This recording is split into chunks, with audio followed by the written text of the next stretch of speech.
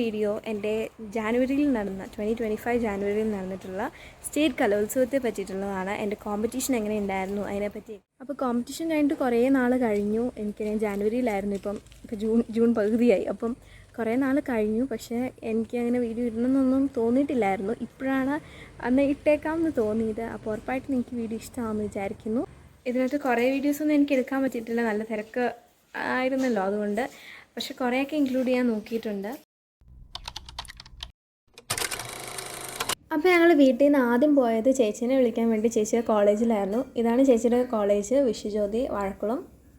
ഇവിടുന്ന് ഞങ്ങൾ അച്ഛനും അമ്മയും ചേച്ചിയും ഞാനും പിന്നെ ഞങ്ങളുടെ ഫാമിലി ഫ്രണ്ട് ജോസിയേട്ടനും കൂടെയാണ് ട്രിവാൻഡ്രത്തേക്ക് പോകുന്നത്. അച്ഛൻ അത്രയും ദൂരമൊക്കെ തന്നെ വണ്ടി ഓടിച്ചിട്ടുണ്ടെങ്കിൽ മടുത്ത് പോകുമായതുകൊണ്ട് ചേട്ടായിനും കൊണ്ടുപോകുന്നുണ്ട്. പിന്നെ അത് കഴിഞ്ഞ് ഞങ്ങൾ ഒരു ചായയൊക്കെ കുടിച്ചു. പിന്നെ ഞങ്ങളുടെ യാത്ര അങ്ങ് തുടങ്ങുകയാണ്. ചായകുടിയൊക്കെ കഴിഞ്ഞപ്പോഴത്തേനും ഞാൻ ചെറുതായിട്ടൊന്ന് മയങ്ങിപ്പോയി. പിന്നെ ഞാൻ എഴുന്നേറ്റപ്പോഴത്തേനും രാത്രിയായതുകൊണ്ട് എനിക്ക് പോയ സ്ഥലത്തെ അങ്ങനെ എടുക്കാനൊന്നും പറ്റിയില്ല.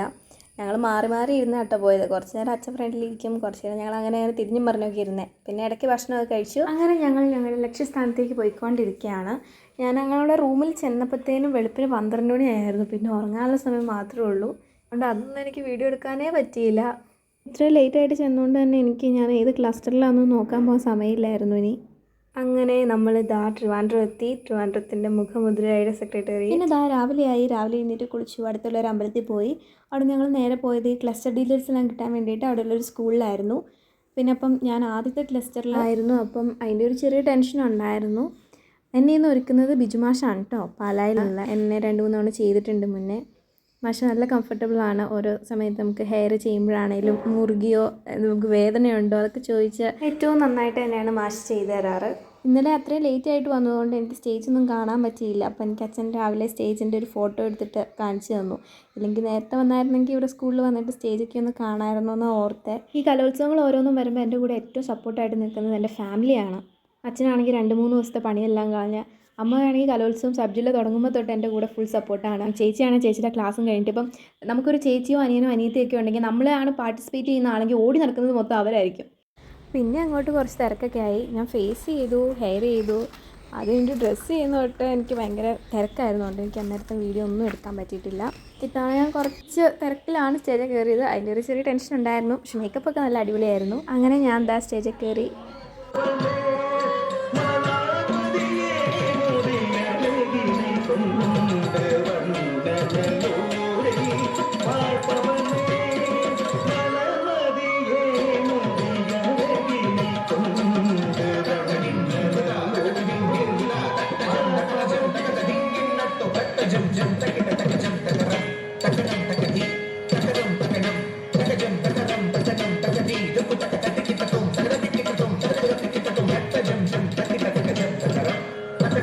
പഠിച്ച് പ്രാക്ടീസ് ചെയ്ത് എനിക്ക് വൃത്തിയായിട്ട് ചെയ്യാൻ പറ്റി.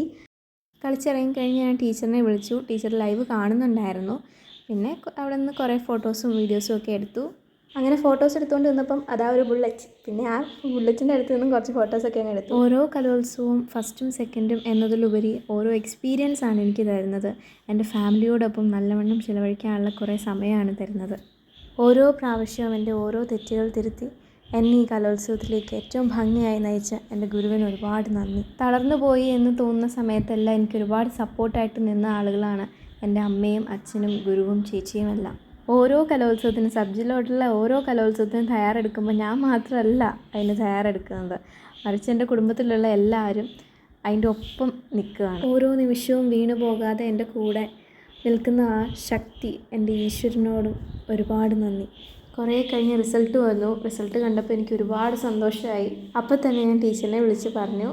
അപ്പോൾ ഈ വീഡിയോ എന്ന് പറയുന്നത് എൻ്റെ കോമ്പറ്റീഷൻ എങ്ങനെ ഉണ്ടായിരുന്നു എന്നുള്ളതാണ്. ഞങ്ങൾ പോയത് എങ്ങനെയാണ്, കോമ്പറ്റീഷൻ എങ്ങനെ ഉണ്ടായിരുന്നു എന്നുള്ളതാണ്.